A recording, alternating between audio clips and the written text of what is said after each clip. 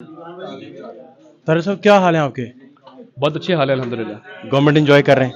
नहीं एंजॉय तो नहीं, गवर्नमेंट एक रिस्पॉन्सिबिलिटी है, तो लगे हुए दिन रात काम करने। तो ये क्या अपना तोशा खाना के मामले में क्या अपडेट है आपके हिसाब से? और ये क्या हुआ है सारा, बड़ी जल्दी में सारे किरदार बेनकाब करते जा रहे हैं आप लोग, क्या कर क्या रहे हैं? ये देखिए, ये तो काफ़ी अरसे से चल रहा था और ये मजाक में बात होती थी ना कि वो बंदा घड़ी लेके दुकान पे गया, दुकान वाले ने घड़ी देखी, उसने कहा ये तो बड़ा नायाब पीस है। तो उसने सऊदी हुकाम से रब्ता किया तो उसने कहा कि चोरी तो नहीं हो गई। तो उन्होंने कहा नहीं, ये हमने पाकिस्तान के वज़ीर आज़म को गिफ्ट की थी। अब ये घड़ी कोई स्पेशल एडिशन वॉच नहीं है, ये घड़ी कोई लिमिटेड एडिशन वॉच नहीं है, ये घड़ी कोई ऐसी घड़ी नहीं है कि जो खरीदी जा सके। ये दुनिया में एक पीस है, नायाब है। इस पे 24 कैरेट डायमंड लगे हैं, उन डायमंड की वैल्यूएशन हमारे पास है। खाना काबा बना हुआ है। अब साफ चली शफाफ चली वाले अगर पाकिस्तान के वजीर आजम को और पाकिस्तान की इज्जत तकरीम में दिए गए सऊदी वली अहद के तोहफे को बेचेंगे, बेचने का जवाब क्या है? पहली बात तो ये, बाकी तो चोरी में बाद में आते हैं ना। क्या जवाब है? पैसा। खान साहब के लिए पैसे से बड़ी कोई चीज नहीं दुनिया में। जहांगीर तरीन से कुर्बत थी पैसा, अलीम खान से कुर्बत थी पैसा, इर्द गिर्द जो किरदार हैं पैसा, फरा गोगी, बुशरा मानेका, एहसन जमील गुज्जर, पूरा रैकेट बनी गला के घर में पैसा। खान साहब ने कभी जिंदगी में बंटवा नहीं रखा, हमेशा दूसरों से ये कमीशन पैसा। एक पक्का केस आप लोग 8 महीने में नहीं ऐसा बना सके? देखिए, कोई कंक्रीट केस जिसपे फॉरेन करप्शन बेस पे? फॉरेन फंडिंग के केस के अलावा वो तो अकबर एस बाबर का क्रेडिट है ना। चलें चले क्रेडिट से मुराद के मंजरे हम पे बोले क्या है? दे दिया 190 मिलियन पाउंड वाला केस, उससे बड़ी करप्शन पाकिस्तान की तारीख में नहीं हुई। कोई टीवी चैनल बात नहीं करेगा, सबके अंकल हैं, सबके बड़े हैं, बहुत लोग बात नहीं करते। हमने कम से कम तहकीकात तो शुरू की है ना अंकल के खिलाफ। मामला ये है, नैब कुछ कर रही है उस पर? वो हमने उस पर कागज भी फराम किए हैं जो उनको चाहिए थे कैबिनेट से। पूरी कैबिनेट को कॉलम नोटिस किया, को पेश होने को तैयार नहीं। अंकल को 1 मिनट छोड़ देना, चले मैंने बात तो कर ली।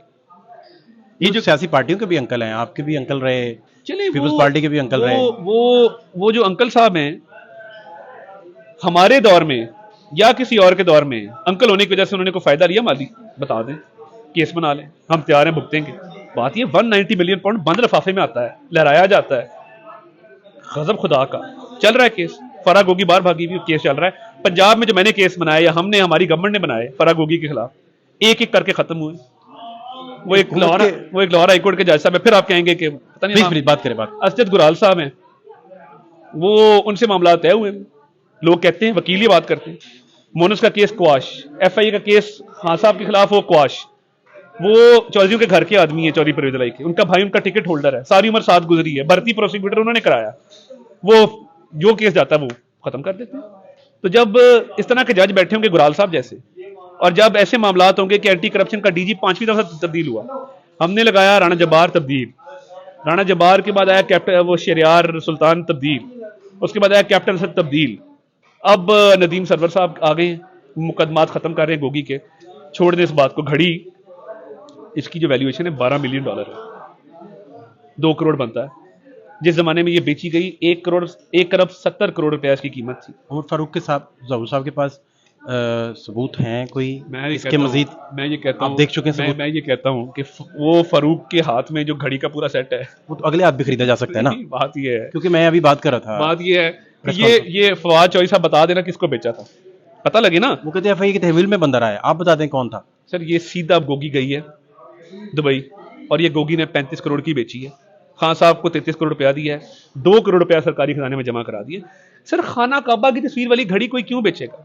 सऊदी वलीयत का तोहफा है, घर में लगा दो शोकेस में यार, लोगों को दिखाओ कि जी सऊदी वलीयत ने ये तोहफा दिया था। अब इसको कैसे साबित कैसे करेंगे, मैं ये पूछना चाह रहा हूँ। ओपन, आप कोई एविडेंस मजीद देख चुके हैं जो आप बता नहीं सकते? बहुत सारी एविडेंस है। क्या है मजीद?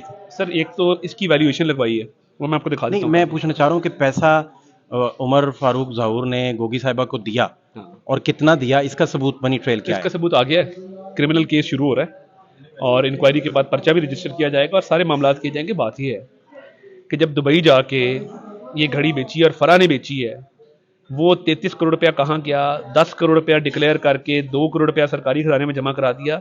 कौम को बेवकूफ़ समझते हैं, सारा दिन कंटेनर पे चोर डाकू 30 साल से खानदान रूल कर रहे हैं। तुमने पाकिस्तान की बेइज्जती कराई, और करोड़ों रुपया खा गए हो और अरबों रुपया है, अच्छा कई विजिट हैं, फवाद चौधरी को गिफ्ट मिल रहा है, फॉरेन सेक्रेटरी को गिफ्ट मिल रहा है, इमरान खान को गिफ्ट ही कोई नहीं है। या तो ये है कि उन्होंने समझा इतना गया गुजरा चोर है कि इसको दोगे ये बेच देगा, या फिर आपने डिक्लेयर नहीं किया। 8-10 विजिट ऐसे हैं जिसमें आपने डिक्लेयर ही नहीं किया हुआ, वो अरबों रुपए की घड़ी हैं।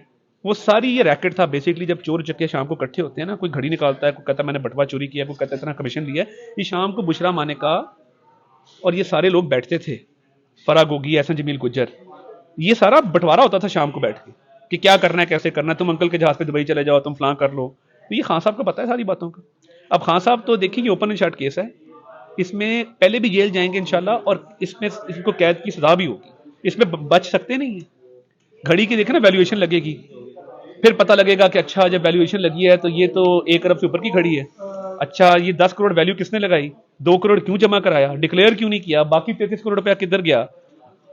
ये जहूर साहब को आप लोगों ने लाइन अप किया सारा, आप लोग देखिए, कोऑर्डिनेशन में रहे? शाहजेब खानजादा एक इन्वेस्टिगेटिव जर्नलिस्ट हैं, उन्होंने स्टोरी ब्रेक की, उनको बेहतर पता होगा, मगर मैंने तो पहली दफा देखा है फारूक साहब को। उसी दिन की स्टैंप है जो वैल्यूएट करवाई हुई है, 15 नवंबर की स्टैंप। इतनी जल्दी में कैसे ये सारा हो रहा है? नहीं, कागज देखें जरा, वैल्यूएशन के पीछे पूरी एक साइंस है, कागज दें जरा, वैल्यूएशन के पीछे पूरी साइंस है। वो ऐसे नहीं होता कि सबमिट पहले करवाया होगा, आप कहते हैं? देखिए ना, वो पहले सबमिट कराया होगा, ये प्रॉपर डिजाइन है डायमंड का कि ये डायमंड कौन सा था, इसकी क्या शेप थी, इसकी क्या मेक थी, कितने कैरेट का था, ये सारी चीजें देखें ना, ये बाकायदा वो ग्राफ वालों ने इस पे लिखा है, ये जो बीच में एक अंगूठी है वो कितने कैरेट की थी, तो ये सारी चीजें इसके अंदर प्रॉपर टेक्निकल स्टडी है, ऐसे नहीं है। तो मैं ये समझता हूं कि ये जो चोरी की गई है 33 करोड़ रुपए की, और इस घड़ी को इस तरह बेचा गया है, इस पे तो आप कीमत लगा नहीं सकते ना कि जो पाकिस्तान की इन्होंने बेइज्जती बाहर करवाने की कोशिश की है। वजीर आजम बड़े आए हैं, बड़े गए हैं, इस तरह की कमीनगी पहले नहीं देखी कि इतना बड़ा चोर कि वो पाकिस्तान को मिलने वाला तोहफा बेच के पैसे जेब में डाल जाए, हड़प कर जाए। फराह पाकिस्तान क्यों नहीं आती? अगर खान साहब का दामन साफ है और ये फर्ज कर लें कि ये कुछ नहीं है इसके हिस्से, नवाज शरीफ साहब भी तो बाहर बैठे हैं। मियां नवाज शरीफ साहब आने वाले हैं, आ जाएंगे, केस देखिए। अब तो देखे ना, काफी अरसा बीत गया, बट मियां नवाज मुशर्रफ को भेजते भी आपने कोई बॉन्ड नहीं लिए थे उनसे, आपको याद है? मियां नवाज शरीफ को क्या इल्जाम, क्या है, चोरी का इल्जाम है, डाके का इल्जाम है। मियां नवाज शरीफ पे इल्जाम ये है कि बेटे से ना तनख्वाह ली, निकाल दिया। आगे जब केस चला है, अब मरियम बीबी की अब जजमेंट पड़े, हम अपील फाइल करेंगे मियां साहब की, और इंशाल्लाह कुछ नहीं निकलना। एक बंदा जो कॉलेज के जमाने में मर्सिडीज पे कॉलेज जाता हो, जिसका बाप पाकिस्तान की सबसे बड़ी स्टील इंडस्ट्री का मालिक हो 1979 में या 1969 में, 85 में वो सियासत में आता है। इकरामुल्लाह न्याजी साहब का क्या प्रोफेशन था? सरकारी इंजीनियर थे।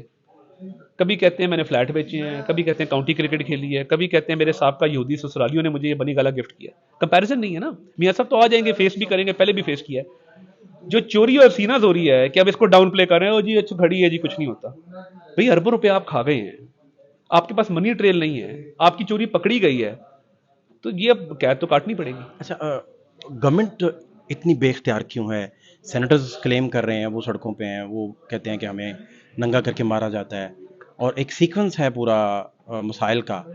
गवर्नमेंट और दूसरा खान साहब को फिजिकल एलिमिनेट का खतरा भी है, आप समझते हैं? मेरा नहीं ख्याल। देखें, गवर्नमेंट बिल्कुल बेबस नहीं है, मसला हौसले का है।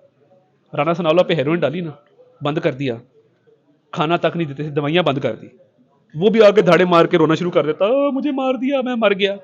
उसने हिम्मत से फेस किया, उसने कहा जी ठीक है, सियासी मुकदमा करूंगा फेस। उसको स्ट्रोक हो गया, दवाई नहीं दी गई, वो फेस कर रहा है, अभी तक कर रहा है। और चले, शहबाज शरीफ साहब को जमीन पे सुलाया गया कि जी जमीन पे सोएंगे, कमर का पता था, बख्तरबंद गाड़ी में झटके मारते थे बिठा के। प्रॉब्लम ये ना, हम रोते नहीं थे बाहर आके कि जी लुट गए, बर्बाद हो गए।